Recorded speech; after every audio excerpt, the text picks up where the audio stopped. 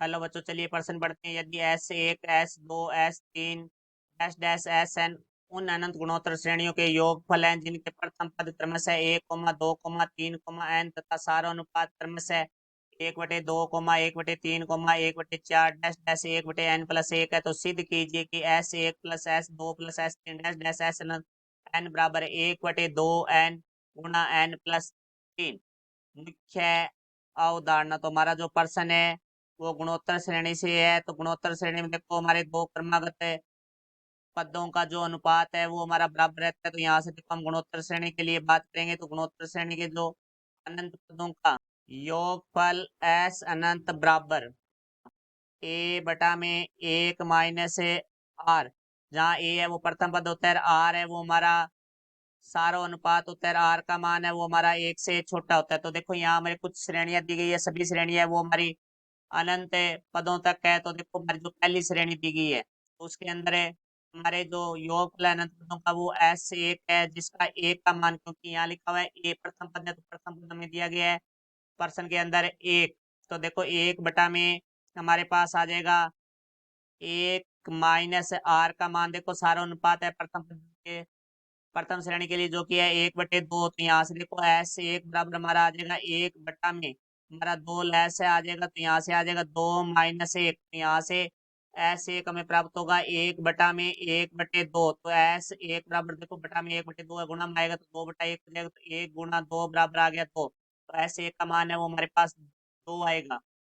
अब हम बात करते हैं दूसरे के लिए जिसके अनंत पदों का योगफल S2 है। तो देखो यहाँ से इसके लिए हम जो हमारा एक का मान है वो हमारे पास देखो प्रश्न के अंदर दिया गया है वो है 2, और जो आर का मान है वो हमें दिया गया है 1/3। तो यहाँ से देखो सूत्र के अंदर मान रखेंगे तो 2/1 - 1/3 आ जाएगा। तो यहाँ से S2 बराबर देखो 2 बटा में हमारा 3 लैस आएगा, तो यहाँ से आ जाएगा 3 - 1। तो यहाँ से S2 का मान आ गया 2/3। तो S2 का मान आ जाएगा हमारे पास से 2 गुणा में, क्योंकि बट्टा में 2/3 है, ये गुणा में आके 3/2 हो जाएगा। तो यहाँ 2 से हमारा 2 कट जाएगा तो बराबर आ जाएगा 3। अब देखो हम अगली श्रेणी के लिए बात करते हैं जिसका हमें प्रथम पद है वो देखो कितना दिया गया है।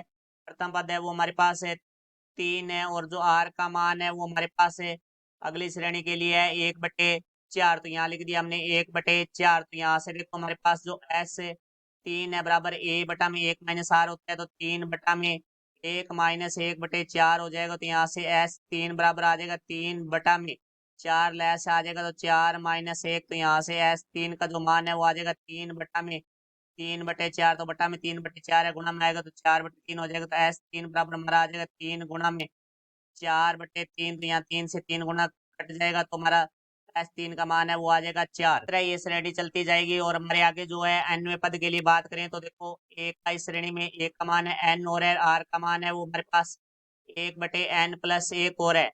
और यहाँ जो हमारे इसका अनंत पदों का योगफल है वो Sn है, तो एक का मान n है बटा में 1 - 1/n+1। तो यहाँ से देखो Sn बराबर आ जाएगा हमारा n/में n+1 लैस है आ जाएगा, तो यहाँ से आ जाएगा n+1 - 1। तो 1 से 1 हमारा कट जाएगा, तो यहाँ से Sn बराबर आ जाएगा n/n+1। तो बटा में n/n+1 है, तो ये गुणा में आएगा तो ये हो जाएगा n+1/n। तो यहाँ से Sn बराबर आ जाएगा n गुणा में n+1/n। तो यहाँ n से n हमारा कट जाएगा, तो Sn बराबर आ जाएगा हमारे पास है n+1।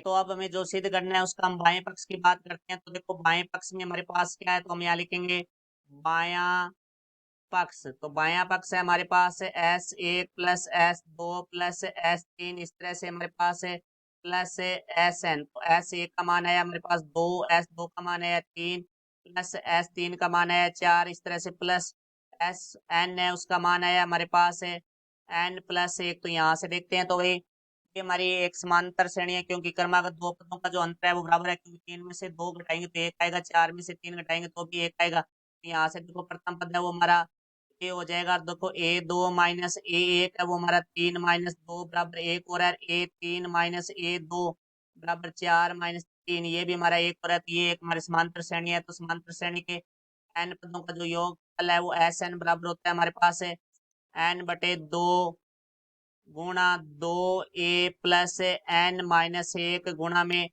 d।